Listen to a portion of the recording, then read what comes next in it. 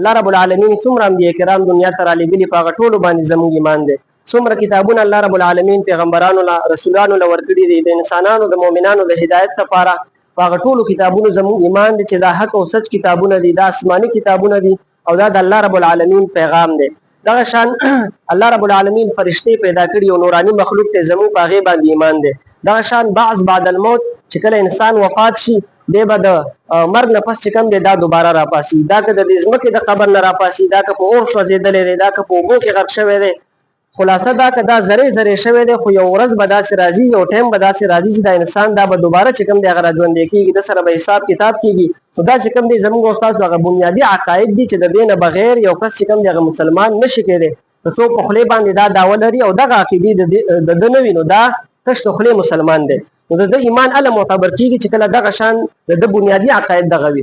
دغه شان زموږ او ستاسو یو عقیده ده د ختم نبوت صلی الله علیه وسلم. د عقیدې معنی دا ده د یو خبرې له غوټه ورکول، دا خبره ځان سره یاد ساتل. کومه خبره؟ دغه خبره چې نبي علیه الصلاة والسلام مبارک د الله رب العالمین اخرنی پیغمبر دی. د انسانانو د هدایت لپاره الله رب العالمین د آدم علیه الصلاة والسلام نه د پیغمبرۍ کومه سلسله شروع کړې وه، دا په جناب نبی کریم صلی الله علیه وسلم مبارک باندې ختم شوله. نبی علیه الصلاة والسلام مبارک نه پس به بل نوی پیغمبر دنیا ته نه راځي. دا زموږ او ستاسو متفقون علیه داسې عقیده ده چې په دې کې د یو مسلمان اختلاف نشته. عقیده د ختم نبوت صلی الله علیه وسلم، د عقیده د ختم نبوت صلی الله علیه وسلم په آسان الفاظو کې چې نبی علیه السلام مبارک اخرنی پیغمبر دی، د نبی علیه السلام مبارک نه پس بل نوی پیغمبر دنیا ته نه راځي.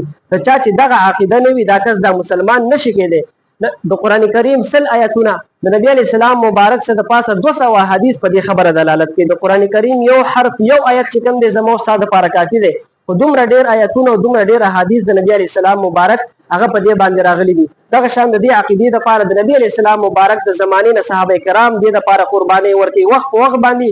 نو زموږ او ستاسو هغه ذمهداري دا ده چې دغه عقیده هغه په خپله باندې یاده کړو، د دې چې کوم دی هغه حفاظت وکړو، خپلو بچو ته کورونو کې زنانو ته دغه عقیده وښایو. او د دې عقیدې خلاف خلک قادیانان په دې میدان کې دي. قادیانان چې کوم دی هغې دا عقیده لري چې د نبي علیه السلام مبارک نه پس دا د نبوت سلسله چې کوم دی دا شروع ده، دا ختمه شوې نه ده. دا د قرآن کریم د آیتونو نه انکار کوي، د نبي علیه السلام مبارک د حدیثو نه انکار کوي. نو چې کوم دی قادیانان زموږ او ستاسو چې کوم دی دا مذهبي دشمنان دي. دا شان زما او ستا د پلار نیکه دشمن وي، هغې سره مو ته دشمني تربګني کوو. دا زما او ستا د پیغمبر زما او ستا د دین دشمن دی. پیغمبران العیاذ بالله دوی نه دي معاف کړي. د الله رب العالمین په شان کې قادیانانو هغه ګستاخۍ کړي دي. مؤمنان عام مؤمنان چې کوم دوی نه مني العیاذ بالله هغوی ته چې کوم دی دغه شان بدې ردې ویلي دي چې د یو مهذب مسلمان په خوله نه راځي. نو خلاصه دا چې دا زموږ او ستاسو هغه ازلي دشمنان دي، زموږ او ستاسو د پیغمبر دشمنان دي، زموږ او ستاسو د دین او د اسلام دشمنان دي. د قادیانانو سره زموږ ستاسو سلام دعا د هغوی سره لین دین ناسته پاسته تعلقات رشتې ناتې لین دین کاروبار دا چې کوم دی دا ټول حرام دي. یو عام کافران یو قادیانان چې کوم دی مرتد او زندیق، چونکې وخت مختصر دی نو مختصر شان دغه پیغام تاسو ته راوړی دی چې د دې عقیدې نه چې کوم دی هغه ځان خبر کړي. دغه قادیانان چې کوم دي زما او ستا د ایمانونو هغه سوداګانې کوي، زما او ستا نوجوانان چې کوم دی هغه ګمراه کوي. نو په هغې کې اول نمبر باندې د قادیانانو مصنوعات. ما ته دکان کې سودا کوو، د 10 روپو سودا کوو، یو ماچس که دې راخلو نو هغې کې کوشش دا کوو چې دا خپل چې کوم د مسلمانانو کپنې دي د هغې نه راواخلو. الحمدلله هر ځای کې چې کوم دی دا میلاویږي. اوس د دغې قادیانانو تر دې پورې چې یو بلیډ راخلی نو دا هم د قادیانانو کپنیو کې شته دی.